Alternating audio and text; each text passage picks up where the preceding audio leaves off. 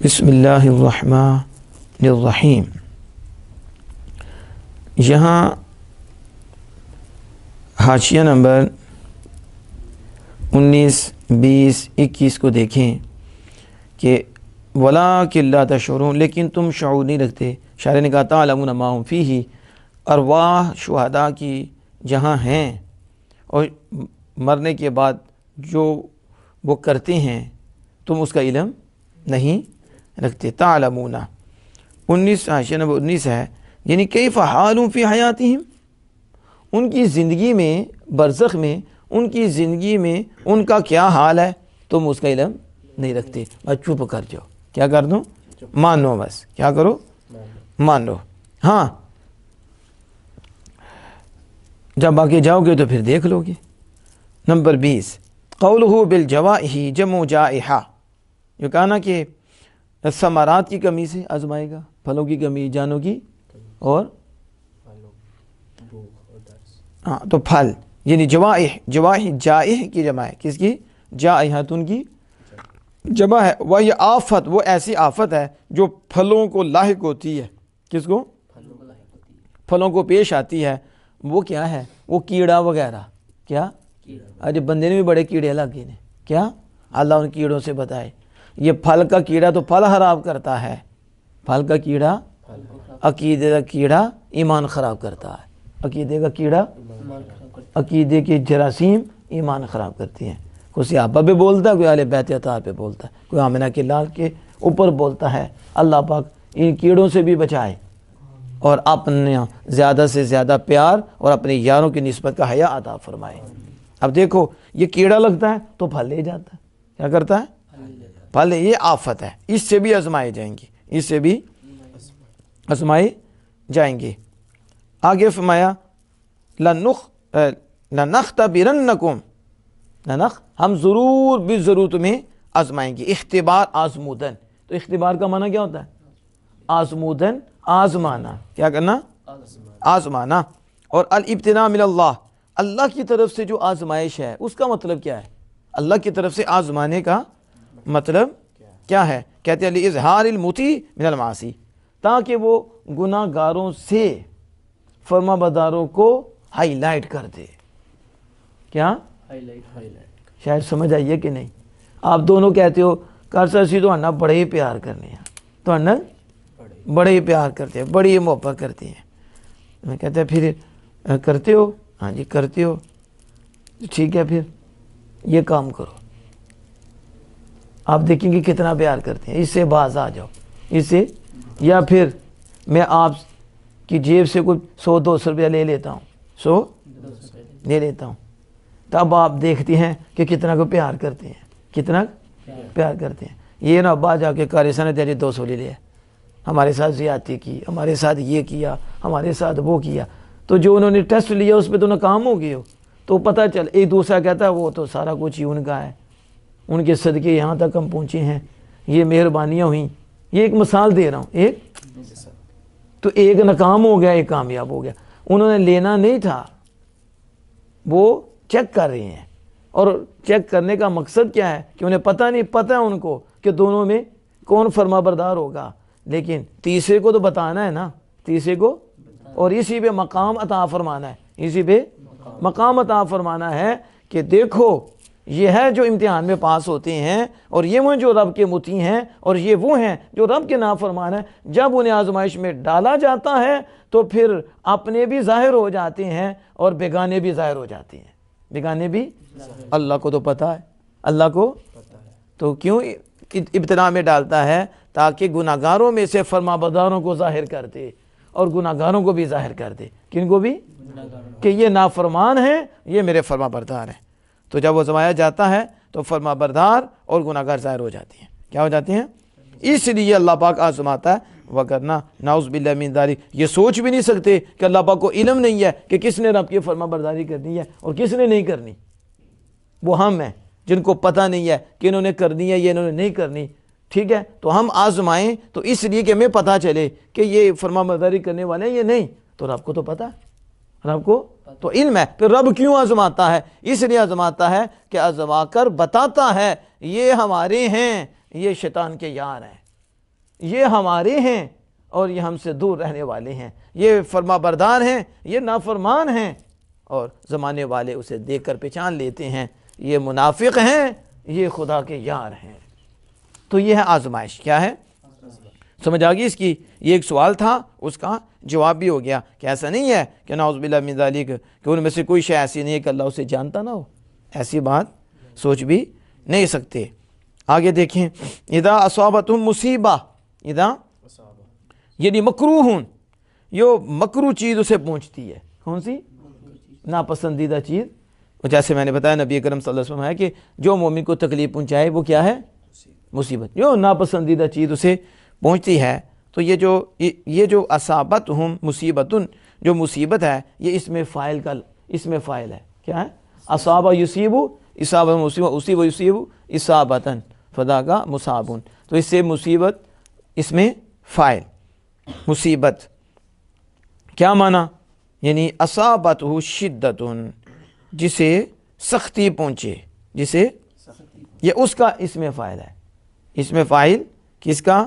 من اصابت شدہ، جسے شدت پہنچے، یعنی جسے شدت لاحق ہو تو پھر کہتے ہیں مصیبت، اس کا یہ کیا ہے؟ نام ہے اس کا۔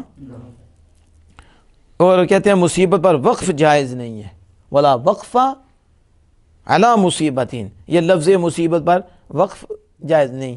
بعض لوگ قرآن پڑھتے ہوئے لفظ مصیبت پر وقف کرتے ہیں، کیا کرتے ہیں؟ اور ائمہ بھی، امام نماز پڑھاتے ہوئے ہم نے سنا کہ وہ جب قرآن پڑھتی ہیں تو بشر الصابرین الذین اذا اصابتہم مصیبہ، تو لفظ مصیبت پر کیا کرتے ہیں؟ وقف کر کے اپنے اوپر بھی مصیبت ڈال لیتے ہیں، اپنے اوپر بھی سننے والوں کے لیے مصیبت بن جاتے ہیں۔ کیا بات کو پتہ نہیں ہوتا؟ بات کو پتہ ہے تو توجہ نہیں ہے ان کی، حالانکہ لفظ مصیبہ پر وقف جائز نہیں ہے۔ وقف کہتے ہیں لا وقف علی مصیبہ، مصیبت پر لفظ مصیبت وقف نہیں ہے۔ کیوں؟ لأن، کیوں؟ قالو جواب اذا، اس لیے کہ جو قالو ہے مصیبہ کے بعد قالو یہ لفظ ہے، اور یہ جو فعل قالو ہے یہ اذا کا جواب ہے، کس کا؟ اذا شرطیہ ہے، اور اس کا جواب کیا ہے؟ قالو، یہ جواب ہے، اور اذا مع جواب ہی، اذا اپنے جواب کے ساتھ الذین کا صلہ ہے، الذین یعنی اذا اپنے جواب کے ساتھ مل کر صلہ بنتا ہے الذین کا، اور الذین اس صلہ سے مل کر پھر جملہ کی جز بنتا ہے، جملہ کی، تو وقف کیسے کرو گے درمیان میں؟ وقف تو پھر شرط و جزا میں کیسے وقف کرو گے؟ مصیبہ پہ رک جاؤ، تو پھر آگے تو اس کا جواب تھا، اتصال تھا۔ تو کہتے ہیں یہ دونوں مل کر پھر صلہ بنتے ہیں موصول کا، اور موصول صلہ مل کر جز بنتا ہے پیچھے، تو اس لیے اس کے درمیان وقف کرنا جائز نہیں ہے۔ سمجھ آ رہی اس کی؟ تو یوں پڑھیں گے الذین اذا اصابتهم مصیبۃ قالوا انا للہ، اگر سانس مشکل ہو گیا ہے تو پھر ادھر رک کے پھر پیچھے انا للہ و انا الیہ راجعون۔ سمجھ آ گئی اس کی؟ اب آگے دیکھیں کہ وہ کہے کہ ہم اللہ کی ملک ہیں، اللہ کی مملوک ہیں، اللہ ہمارا مالک ہے، اللہ کی مخلوق ہیں، وہ ہمارا خالق ہے، وہ ہمارے ساتھ جو چاہے کرے، ہمارا کام نہیں ہے بولنا، ہمارا، اور ہم چپ رہیں گے، اسی کی تھی وہ لے گیا، اور اس چپ رہنے پہ ہمیں آخرت میں اجر ملے گا، ہمیں آخرت میں۔ کہتے ہیں جو کہا ما یشاء، جو چاہے، جو یعنی کیا مطلب؟ من اعطاء نعمت مرتن، ایک مرتبہ نعمت دے دے، جو چاہے ہمارے ساتھ کرے، کسی وقت نعمت دے دے، ایک مرتبہ نعمت دے، اور وہ اصابت، اور مکروہن، اور دوسری مرتبہ دوسری تکلیف پہنچا دے، تکلیف دے دے، کیا کر دے؟ ایک مرتبہ نعمت دے اور دوسری مرتبہ مصیبت دے دے، مصیبت دے دے، لِإِرَادَةِ خیریتی، خیریت کے ارادے کے لیے، کس کے لیے؟ بلائی دینے کے ارادہ کے لیے۔ ہمارا کام نہیں اس پہ کلام کریں، نعمت آئی ہے ہم شکر کریں گے، لے لیا تو ہم صبر کریں گے، اس میں ہمارا ہی فائدہ ہے، اس میں ہمارا ہی فائدہ ہے۔ جو یہاں فرمایا کہ بالصلاتی، کیا فرمایا؟ بالصلاتی، یعنی اکثر مفسرین نے یہ کہا کہ مراد اس جگہ ذکر سے طاعت ہے. وہ پیچھے نا فاذکرونی اذکرکم تھے، ذکر سے مراد کیا ہے؟ طاعت. پھر یہ شارع کی اس طرح سے زیادہ عام ہے. شارع نے تو حدیث پاک بھی پیش کی، تو اکثر مفسرین نے کہا کہ اس جگہ ذکر سے مراد طاعت ہے. ذکر سے مراد فرما برداری کرنی ہے. اور شارع نے حدیث پاک ذکر کی تھی کہ تم میرا ذکر کرو گے، صلاۃ اور تسبیح وغیرہ، تو ہاں اسے جزا دیں گے. کیا کریں گے؟ جزا دیں گے. لیکن کہتے ہیں کہ زیادہ عام ہے کہ طاعت، کیا؟ فرما برداری کرنا شارع کی اس طرح سے یہ زیادہ عام ہے. یعنی حدیث پاک میں ہے، نبی اکرم صلی اللہ علیہ وسلم نے فرمایا من اطاع اللہ، جس نے اللہ کی فرما برداری کی، فقد ذکر اللہ، تو تحقیق اس نے اللہ کا ذکر کیا. اللہ کا یہ ذکر مشکل ہے. یہ اسے پوچھو جی، ادھر بندے سے پوچھو جی آپ نے 100 تسبیح پڑھی ہے اللہ اللہ کی؟ کیا نہیں؟ تو تم نے اللہ کا ذکر نہیں کیا. آپ پوچھو فجر کی نماز پڑھی ہے؟ فجر کی سچ بولا ہے؟ ماں کی اطاعت کی ہے؟ باپ کی اطاعت کی ہے؟ دین سیکھ رہے ہو جو فرض ہے، عمل کر رہے ہو اس پہ، جھوٹ سے بچ رہے ہو، فرار سے بچ رہے ہو، تم نے کیا سمجھا ہے؟ کہتے ہیں کہ شارع نے جو ذکر سے تعریف کی اس سے زیادہ عام ذکر سے مراد طاعت ہے. تو طاعت زیادہ عام ہے، وہ بھی شامل ہو جائے گا اس کے اندر. کس میں؟ طاعت میں وہ بھی شامل ہو جائے گا. نبی اکرم صلی اللہ علیہ وسلم فرماتے جس نے اللہ کی اطاعت کی، تحقیق اس نے اللہ کا ذکر کیا. اس کا مطلب ہے ہر اللہ کا فرما بردار اللہ کا ذاکر ہے. ہر اللہ جل وعلا کا فرما بردار، اللہ عز و جل کا مطیع، اللہ عز و جل کی اطاعت و فرما برداری کرنے والا مومن، وہ اللہ کا ذاکر ہے. اللہ کا دل سے بھی ذکر کرنے والا ہے اور ظاہر سے بھی اللہ کا ذکر کرنے والا ہے، کیونکہ اس کا ظاہر بھی خالق کائنات کی طرف جھکا ہے، اس کا باطن بھی خالق کائنات کی طرف جھکا ہے. تو یہ اللہ کا ذاکر ہے، اللہ کا. تو جس نے اللہ کی اطاعت کی، فقط ذکر اللہ، تحقیق اس نے اللہ کا ذکر کیا. اس نے، سمجھ آ گئی؟ اور اگرچہ کہ تو کہے کہ اس کی نماز، اس کا روزہ، اس کا وَإِن قَلَّتْ صَلَاةُ وَصِيَامُهُ، اگر جو اس کی نماز کم ہو، اس کا روزہ کم ہو، اور قرآن کی قرات کم ہو، قرآن کی، لیکن کیا کیا اس نے؟ اللہ کا ذکر کیا. اگرچہ نماز، روزہ، زکوٰۃ، قرآن کی قرات کم ہے، لیکن پھر بھی کیا کر رہا ہے؟ اطاعت کر رہا ہے. تو جو اطاعت کرتا ہے اللہ کی، وہ اللہ کا ذاکر ہے، وہ اللہ کا. وَمَنْ عَصَى اللَّهَ وَمَنْ اللَّهُ، یہ سنو دھیان سے، وَمَنْ عَصَى اللَّهَ فَقَدْ نَسِيَ اللَّهَ، اور جس نے اللہ کی نافرمانی کی، جس نے اللہ پاک نے اسے چھوڑ دیا. اللہ پاک نے، جس نے اللہ کی، تو اللہ پاک نے اسے اللہ، اس نے اللہ کی اطاعت کو چھوڑا، اللہ نے اسے چھوڑ دیا. اگرچہ وَإِن كَثُرَتْ صَلَاتُهُ، اگر جو اس کی نماز کثیر ہو، اگرچہ اس کا روزہ کثیر ہو، قرآن کی قرات کثیر ہو، کثیر قرآن پڑھتا ہو، اور وہ اللہ کی نافرمانی کرنے لگے، تو فرمایا اللہ نے اسے چھوڑ دیا. اور دوسری طرف نماز کم اور روزہ کم، فرض تو بڑھ ہے نا، روزے کم، قرات کم، لیکن اس نے کیا کی؟ اللہ کی اطاعت کی، اللہ کی. اور تو بس اس نے اللہ کا ذکر کر لیا، اس نے، اور اللہ اسے یاد کرتا ہے، اللہ اسے. سمجھ آ گئی؟ اب آگے دیکھیں. اور اطلاق کیا اس معنی پر کہ ذکر وہ ہے جو نسیان کے ساتھ چلایا جاتا ہے، اس کا جاننا، اس کا ذکر جاننا ہے، اس کا جو نسیان کے ساتھ چلایا جاتا ہے. کس کے ساتھ؟ تو اللہ تعالیٰ اس سے پاک ہے. اللہ پاک، یعنی ہم ذکر کرتے ہیں، ہم بھول جاتے ہیں، تو یہ ذکر ہے کیا؟ جاننا، جو مسبوق بن نسیان کے ساتھ چلایا جاتا ہے. یعنی یاد کرنا، بھول جانا، تو بھول جانا بھی ساتھ ہوگا، بھول جانا، تو اللہ پاک تو اس سے پاک ہے. تو پھر حدیث پاک میں آیا کہ اللہ پاک ناسیہ کا لفظ آیا تو اللہ پاک اسے چھوڑ دیتا ہے. کہتے ہیں یہ جو نسیان کا لفظ آیا ہے، یہ مشاکلت کے طریقے سے ہے. کس سے؟ یہ طریقہ ہے قرآن پاک میں، وجزاء سیئۃ سیئۃ مثلھا، سیاح کی جزا اس کی مثل سیاح ہے؟ نعوذ باللہ من ذالک. ایک بندہ ہم تو مثالی بھی دین سے ڈرتے ہیں. ایک بندہ جھوٹ بولتا ہے تو اس کی سزا کیا ہے؟ میں آپ جھوٹ بولنا اس کی سزا ہوگی؟ نہیں. اس کی سزا تو پھر اس پہ جو اللہ پاک نے متعین فرمائی ہے کہ اتنا یہ عذاب ملے گا، یہ تکلیف آئے گی، اس کے اوپر وہ ہوگی، نہ کہ نعوذ باللہ من ذالک وہی جو اس نے کیا. تو یہاں جزاء سیئۃ سیئۃ دونوں طرف سیاح کا لفظ آیا تو یہ مشاکلت کی وجہ سے ہے، نہ کہ دونوں کا مفہوم ایک ہے. اسی طرح جب اللہ پاک کہ جس نے اللہ پاک کا نافرمانی کی، اگرچہ نماز، روزے، زکوٰۃ، قرآن یہ کثرت سے پڑھا تھا، لیکن اللہ نے اسے چھوڑ دیا، ناسیہ کا لفظ آیا. تو بولنے کا لفظ اللہ کی طرف نہیں کر سکتے، کیونکہ جب بندہ یاد کرتا ہے تو اس کی طرف اس کا یاد کرنے میں نسیان بھی ہوتا ہے. کیا ہوتا ہے؟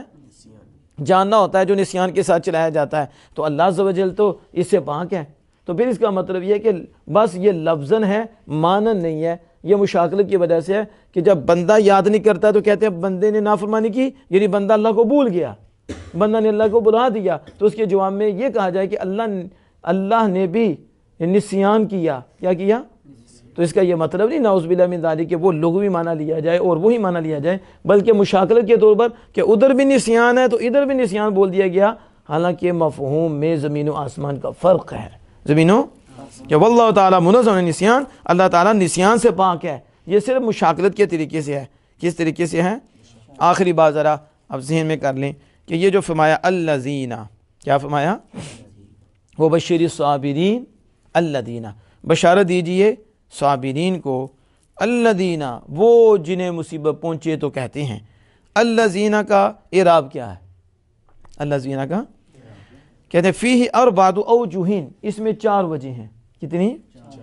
احدها ان یکون منصوبا علی النعت للصابرین، یہ منصوب ہو، یہ پہلی وجہ کیا ہے؟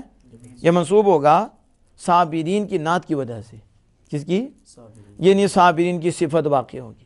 منصوب محلن، منصوب صابرین کی صفت، الصابرین موصوف اور الذین یہ سارا بن کر صلہ موصول مل کر یہ کیا ہو جائے گا؟ منصوب محلن صابرین کی صفت. یعنی صابرین وہ ہیں، صابرین ایک سمجھ آ گئی. تو وَهُوَ الْأَصَحُّ کہتے ہیں یہ زیادہ صحیح ہے. یہ یعنی صابرین کی الذین صابت کو صفت بنانا یہ زیادہ صحیح ہے، یہ زیادہ. الثانی دوسری وجہ ان یکون منصوبا علی المدح، یہ مدح پر منصوب ہے. کس پر؟ کس پر؟ شاید پہلی دفعہ آپ نے سنا ہو کہ مدح کی وجہ سے بھی منصوب ہوتا ہے. کس کی؟ تو مدح کدھر ہے؟ تعریف کی وجہ سے. تو اس میں پھر امدح نکالا پڑے گا، میں تعریف کرتا ہوں ان کی جو جنہیں مصیبت پہنچتے ہیں، وہ کہتے ہیں انا للہ و انا الیہ. تو پھر امدح فعل نکال کر اس کا مفعول بنا لیں گے منصوب محلن. تو مدح کی وجہ سے کیا ہو جائے گا؟ منصوب. سمجھ آ گئی؟ قرآن پاک میں آپ پڑھیں گے آگے فی البأساء والضراء وحین البأس، وحین اس کے اوپر آپ دیکھیں کہ ذی القربى والیتامى والمساکین، آگے والسائلین، تو اب جہاں آئے گے مگیں گے اسے نصب کس نے دیا؟ تو اس کی وجہ کہتے ہیں مدح پر منصوب ہے. یعنی فعل محذوف مدح جو ہے امدہ، اس کی وجہ سے یہ کیا ہے؟ مفعول واقع ہو رہا ہے اور منصوب ہے. کیا ہے؟ تو یہاں مدح کی وجہ سے یہ منصوب ہے. دوسری وجہ بیان کی، تیسری ان یکون مرفوعا علی انہ خبر مبتدا محذوف، یا تو یہ خبر مبتدا محذوف کی خبر کی بنا پر یہ کیا ہے؟ مرفوع ہے. یہ کیا ہے؟ مرفوع ہے. وہ کیا ہے؟ یعنی بشر صابرین ہم الذین، ہم اب یہاں مبتدا محذوف ہم مانا جائے گا اور وہ ابتدا کی جگہ ہے، وہ مبتدا ہے، تو اس کے بعد الذین مرفوع محلن اس کی خبر ہے، مرفوع. یہ تیسری وجہ. وحینئذ اور اس وقت یحتمل یہ احتمال رکھتا ہے کہ ان یکون علی القطعی، یعنی اس وقت یہ احتمال رکھتا ہے کہ یہ قطع پر ہو. کیا؟ اسے پیچھے تعلق نہ ہو. اور یہ بھی ہے کہ وہ ان یکون علی الاستناف، اور یہ بھی ہے کہ یہ استناف پر ہو. جب اسے خبر بنایا جائے مبتدا محذوف کی تو یہ بھی احتمال رکھتا ہے کہ یہاں سے نیا جملہ شروع ہو گیا، نیا جملہ شروع ہو گیا ہے. الرابع چوتھی وجہ ان یکون مبتدا ان کہ وہ مبتدا ہو، یعنی الذین اذا اصابت مصیبت قالوا یہ کیا ہو مبتدا، والجملۃ الشرطیہ جملہ اذا اور اس کا جواب تو اذا کا اذا اصابت مصیبت قالوا ان یہ جتنا بھی ہے یہ سارا صلہ کس کا پیچھے جو یہ سارا صلہ ہے، اور خبرہ ما بعدہ اور اس کی خبر ما بعدہ جو اس کے ما بعد ہے اس کی، اور وہ ہے قولہ اولئک علیہم صلوات یعنی اب وہ کہتے ہیں کہ یہاں پہ جو یہ جو وجہ ہے اس میں الذین اذا اصابت مصیبت یہ جتنا بھی ہے سارے کا سارا مل کر صلہ موصول مل کر مبتدا اور اس کی خبر بھی ہیں یہ مرفوع محل مبتدا ہو جائے گا، اور اس کی خبر اولئک علیہم صلوات من ربہم ورحمہ واولئک هم المہتدون وہ بھی مرفوع محلا اس کی خبر ہو جائے گی، اور یہ چوتھی وجہ ہے یہ چوتھی، اور اس کے ساتھ ہی کہتے ہیں قالوا انا للہ قالوا یعنی باللسان والقلب، یہ انا للہ صرف زبان سے نہیں کہنا، بالقلب زبان اظہار کرے، دل میں کیا ہو تصدیق ہو، دل میں دل سے ہو کے کہے لیکن اس کا اظہار زبان کرے، زبان سے بھی ہو اور دل سے بھی ہو، انا للہ لا باللسان فقط باللسان فقط باللسانی صرف زبان سے نہیں، فإن التلفظ بذلك من الجزع قبیح کہتے ہیں صرف زبان سے کہہ دینا، صرف جزا ہو تکلیف ہو تو زبان سے کہنا دل سے نہ کہنا یہ تو برا ہے، یہ انا للہ اوپر سے کہنا تکلیف کے ہوتے ہوئے برا ہے یہ، اور یہ تو فیصلے پہ ناراض ہونا ہے، اللہ کے فیصلے پر ناراض ہونا ہے، روتے وہ اوپر سے کہہ رہا ہے، بلکہ یہ اس کے ساتھ ہو کہ اس تصور کیا جائے کہ جو پیدا کیا گیا ہے وہ اللہ کے لیے ہے، جو مخلوق ہے وہ کس کے لیے اللہ کے لیے ہے، اور وہ اللہ اپنے رب کی طرف لوٹے گی، اور اسے یہ تصور کرے کہ جو چیز بھی پیدا ہوئی وہ اللہ کے لیے ہے، اللہ ہی اس کا مالک ہے، اللہ ہی کی مخلوق ہے، اور ایک وقت تک ہے، اور اللہ نے اس کو لے کے جانا ہے اور اس کی ہے، اور وہ اپنے رب کی طرف لوٹے گی، اس نے لوٹنا ہے، اس نے بس یہ اللہ کی نعمتوں کو اپنے اوپر یاد کرے، کہا آج باپ چلا گیا، ماں چلی گئی، یا آج یہ چیز چلی گئی، آج فلاں چیز چلی گئی، میری تو نہیں تھی، اس کی مہربانی دی تھی اس نے لیکن اور کتنی نعمتیں ہیں اور جو اللہ نے مجھے دے رکھی، ایمان کی نعمت میرے پاس،